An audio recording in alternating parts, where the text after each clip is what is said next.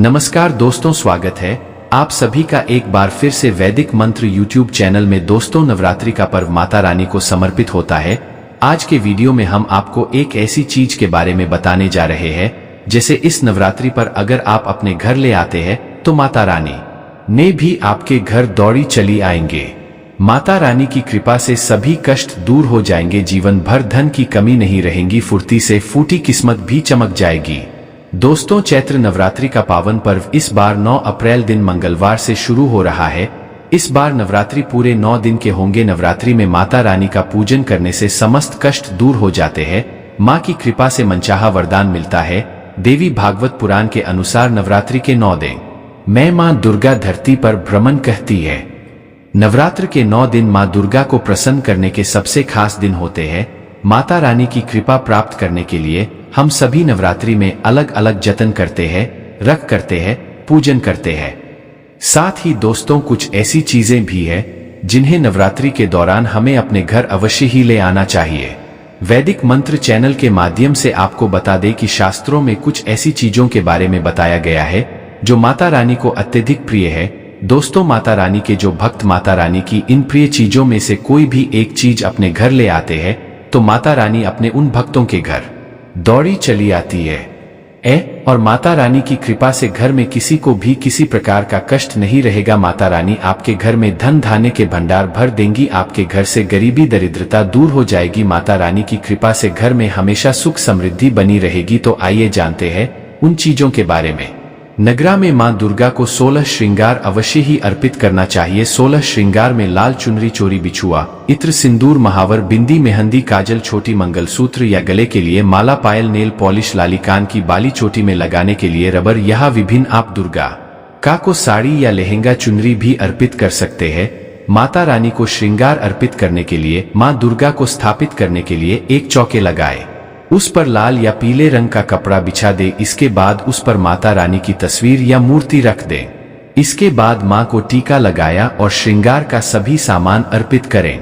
वैदिक मंत्र चैनल के माध्यम से आपको बता दें कि मान्यता के अनुसार नवरात्रि में जो भी माता रानी को 16 श्रृंगार चढ़ाता है उसके घर में सुख समृद्धि आती है और अखंड सौभाग्य का वरदान मिलता है। ध्यान रखें कि जो भी महिला माता रानी को 16 श्रृंगार का सामान अर्पित कर ले, उन्हें खुद भी 16 श्रृंगार करना चाहिए। ऐसा करने से मां जल्द ही प्रसन्न हो जाती है और अखंड सौभाग्य का वरदान देती है। नवरात्र के बाद आप 16 श्रृंगार का सामान या तो सुहागन ब्राह्मणी या किसी गरीब महिला को दान में दे सकते हैं, या आप खुद भी माता रानी के प्रसाद के रूप में इन सामग्रियों का इस्तेमाल कर सकते हैं। नवरात्रि के दौरान सोने या चांदी का सिक्का लाना भी बहुत शुभ माना जाता है।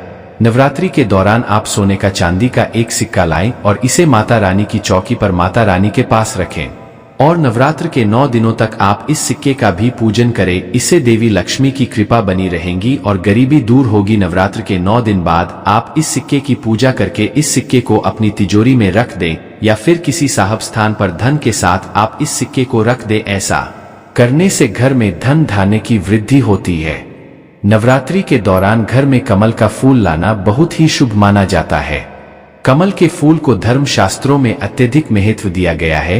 धन की देवी लक्ष्मी भी कमल के फूल पर विराजमान रहती है। नवरात्र के दौरान कमल का फूल लाकर मां लक्ष्मी को अर्पित करें और फिर मां लक्ष्मी का पूजन करें।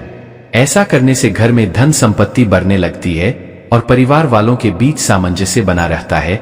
अगर आपको कमल का फूल न मिले तो आप कमल के फूल का एक चित्र लाएं और इसे नवरात्र के दौरान अपने घर की उत्तर दिशा में लगाएं और मां लक्ष्मी से अपनी कृपा बनाए रखने की प्रार्थना करें।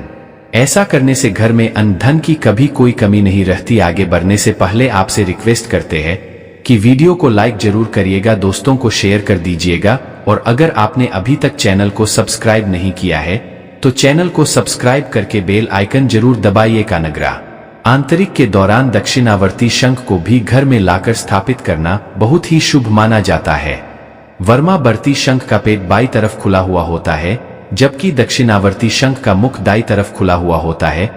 दक्षिणावर्ती शंख की पहचान करने का और भी एक तरीका है कि इस शंख को कान के पास लगाने से उसमें से ध्वनि सुनाई देती है। शास्त्रों में दक्षिणावर्ती शंख को मां लक्ष्मी का ही स्वरूप माना जाता है। मान्यता है कि जिस घर में यह शंख रहता है वहां कभी भी धन धान्य की कमी नहीं होती। भगवान विष्णु का आयुध होने के कारण यह अत्यंत मंगलकारी है। जिस परिवार में विधि विधान के साथ इसकी स्थापना की जाती है वहां भूत प्रेत पिशाच और नकारात्मक शक्तियों का प्रवेश नहीं हो पाता। माना जाता है कि शत्रु पक्ष कितना भी बलशाली क्यों न हो, इसके प्रभाव से हानि नहीं पहुंचा पाता। इतना ही नहीं, इसके प्रभाव से दुर्घटना, मृत्यु, भय, चोरी आदि से भी रक्षा होती है। शास्त्रों में लक्ष्मी जी को प्राप्त करने के लिए और उन्हें स्थायी रूप से निवास देने का एकमात्र प्रयोग दक्षिणावर्ती शंख रही है। इसके प्रयोग से दरिद्रता, रोग आदि में जाते हैं और सब प्रकार से संपन्नता आने लगती है। दक्षिणावर्ती शंख के लाभ अद्वितीय है। हिंदी पौराणिक कथाएं चैनल के माध्यम से आपको बता दें कि नवरात्रि में माता रानी की पूजा में कौड़ी का इस्तेमाल अवश्य ही करना चाहिए। धर्म ग्रंथों के अनुसार लक्ष्मी जी समुद्र से उत्पन्न हुई है और कौड़ी की समुद्र से ही निकली है। गौरी को मां लक्ष्मी की सगी बहन माना जाता है। गौरी में धन को आकर्षित करने का स्वाभाविक गुण होता है। नवरात्र में 7 कौड़ियां लाएं और उन्हें हल्दी से पीले रंग का रंग दें। अब इन कौड़ियों को माता रानी के पास चौकी पर रख दें। नवरात्रि के पूरे 9 दिनों तक आप माता रानी का पूजन करने के बाद इन कैदियों का भी पूजन करें। कौड़ियों पर रोज हल्दी और कुमकुम से तिलक करें और अक्षत पुष्प अर्पित करें।